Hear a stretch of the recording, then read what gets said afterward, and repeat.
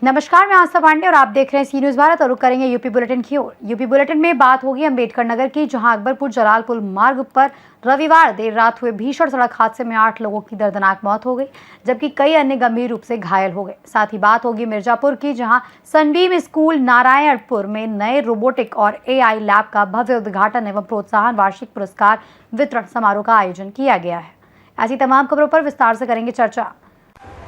खबर अंबेडकर नगर से, जहां जनपद के अकबरपुर जलालपुर मार्ग पर रविवार देर रात भीषण हादसे में 8 लोगों की दर्दनाक मौत हो गई, जबकि कई अन्य गंभीर रूप से घायल हो गए। इस घटना से पूरे क्षेत्र में शोक की लहर है। जानकारी के अनुसार 3 मई की रात करीब 11:30 बजे अशरफपुर भुआ स्थित एक ईंट भट्टे के पास 2 बाइकों की आमने सामने जोरदार टक्कर हो गई।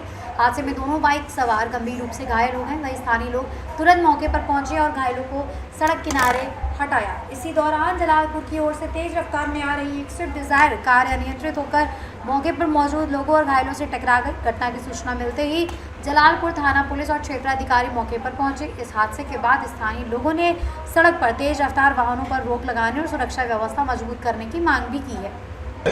आज दिनांक 3 मई को रात्रि लगभग 11:30 बजे अकबरपुर जलालपुर मार्ग पर अशरफपुर भुआ भट्टे के पास 2 बाइक सवार की आपस में टक्कर हुई, जिसमें बाइक सवार 2 व्यक्ति गंभीर रूप से घायल हुए।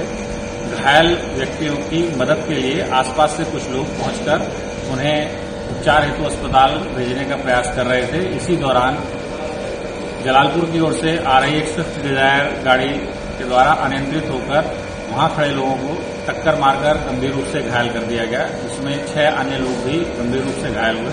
सूचना पर तत्काल क्षेत्राधिकारी जलालपुर एवं थाना जलालपुर पुलिस के द्वारा लोगों के सहयोग से घायलों को उपचार हेतु सीएचसी नगपुर जलालपुर ले जाया गया, जहां 6 व्यक्तियों को मृत घोषित कर दिया गया। 2 गंभीर रूप से घायलों को उपचार हेतु जिला अस्पताल रेफर किया गया था, जहां से उन्हें टांडा मेडिकल कॉलेज रेफर किया गया है। उपचार के दौरान उन 2 व्यक्तियों की भी मृत्यु हो गई है। घटनाक्रम के संबंध में पंचायतनामा एवं पोस्टमार्टम की कार्रवाई करते हुए अग्रिम विधिक कार्रवाई की जा रही है। अंबेडकर नगर से सीनियर संवाददाता अजय कुमार उपाध्याय की रिपोर्ट। खबर मऊ से है, जहां उत्तर प्रदेश में स्मार्ट मीटर को लेकर विवाद लगातार बढ़ता जा रहा है। प्रदेश भर में उपभोक्ता इसके विरोध में आवाज उठा रहे हैं और लोगों पर आर्थिक बोझ बढ़ने की बात कही जा रही है।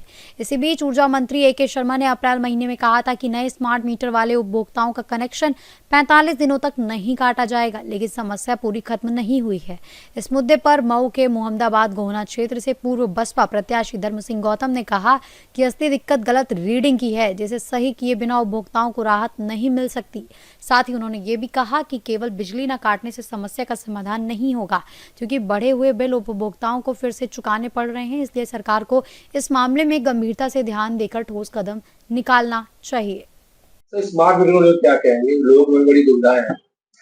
देखिए, आज का स्मार्ट मीटर जो मामला बहुत जोरों पे चल रहा है। कई जगह आप देखे होंगे कि कई जगह लोग, ग्रामीण क्षेत्र के लोग मीटर को फेंक दे रहे हैं, कुचल रहे हैं, धरना प्रदर्शन कर रहे हैं।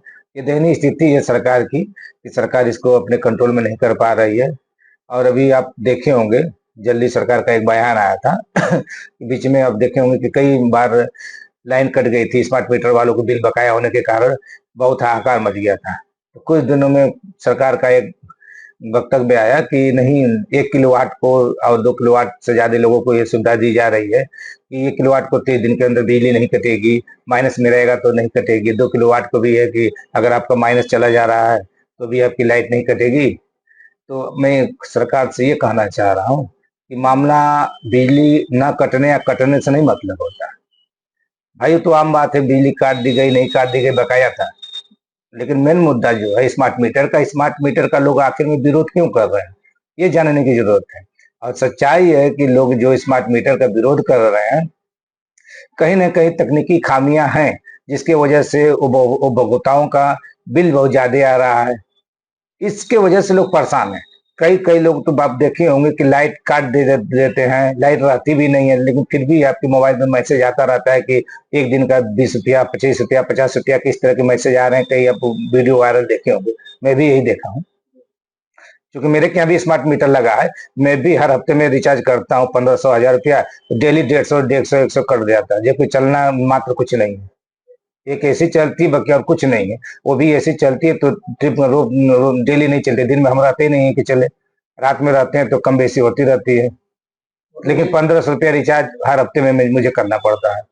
तो जो सरकार की ये गाइडलाइन आई है कि नहीं बिजली नहीं कटेगी, तो मेन मुद्दा जनता का है कि स्मार्ट मीटर को हटाया जाए, क्योंकि जो बिल बढ़ के आ रही है मेन मुद्दा उसका है। अब सरकार ने तो कह दिया कि नहीं कटेगी, लेकिन जो माइनस बिल जा रही है, मान लीजिए कि एक महीना में किसी उपभोक्ता का 5,000 हो गया, तो उसको तो सरकार को भरना ही पड़ेगा ना उपभोक्ता को, तो कस्टमर कैसे भरेगा?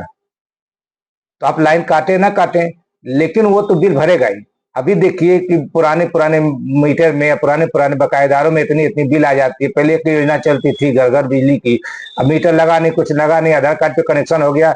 कई लोग हमारे यहाँ तमाम लोग आए कि भैया इतनी बिल 1 लाख की हो गई है, 50,000 की हो गई है, कनेक्शन हम लोग लिए नहीं है, ये फ्री में बांट के चले गए। तो बिजली विभाग कहीं ना कहीं दोहन कस्टमरों का करता है।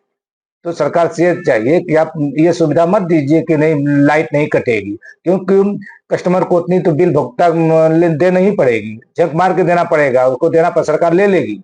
मुद्दा यह है कि रीडिंग सही है, मुद्दा यह है कि स्मार्ट मीटर की रीडिंग सही आए, उसको आप कंट्रोल कीजिए, जांच पड़ताल कीजिए कि उसकी एक्चुअल रीडिंग होनी चाहिए। मऊ से सी न्यूज संवाददाता प्रमोद विश्वकर्मा की रिपोर्ट। खबर मिर्जापुर से, जहां नारायणपुर स्थित सनबीम स्कूल में आधुनिक शिक्षा की दिशा में एक महत्वपूर्ण कदम उठाते हुए अत्याधुनिक रोबोटिक्स एवं आर्टिफिशियल इंटेलिजेंस लैब का भव्य उद्घाटन किया गया। इसी अवसर पर विद्यालय का वार्षिक पुरस्कार वितरण समारोह प्रोत्साहन 2026 भी आयोजित हुआ। कार्यक्रम का शुभारंभ मुख्य अतिथि राजकुमार मीणा, एसपी ऑपरेशन मिर्जापुर, विशिष्ट अतिथि राजेश कुमार वर्मा द्वारा मां सरस्वती एवं त्रिवेणी देवी एजुकेशनल ट्रस्ट की प्रतिमा पर पुष्पांजलि एवं दीप प्रज्वलन के साथ किया गया। समारोह में सत्र 2025 से 26 में उत्कृष्ट प्रदर्शन करने वाले छात्र छात्राओं को प्रशस्ति पत्र, मेडल एवं ट्रॉफी प्रदान कर सम्मानित भी किया गया। लगातार 3 वर्षों तक ग्रैंड मास्टर अवार्ड प्राप्त करने वाले विद्यार्थियों को लुमिनरी अवार्ड भी तथा 3 वर्ष से अधिक की उपलब्धि हासिल करने वाले विद्यार्थियों को सुपर ल्यूमिनरी अवार्ड से सम्मानित किया गया। मुख्य अतिथि राजकुमार मीणा ने अपने संबोधन में कहा कि आर्टिफिशियल इंटेलिजेंस और रोबोटिक्स आज के समय की महत्वपूर्ण आवश्यकता है। कार्यक्रम का समापन उत्साहपूर्ण माहौल में हुआ। मिर्जापुर से सी न्यूज संवाददाता खालिक हाशमी की रिपोर्ट। फिलहाल इस बुलेटिन में बस इतना ही। बाकी देश और दुनिया की तमाम बड़ी खबरों के लिए बने रहिए सी न्यूज भारत के साथ।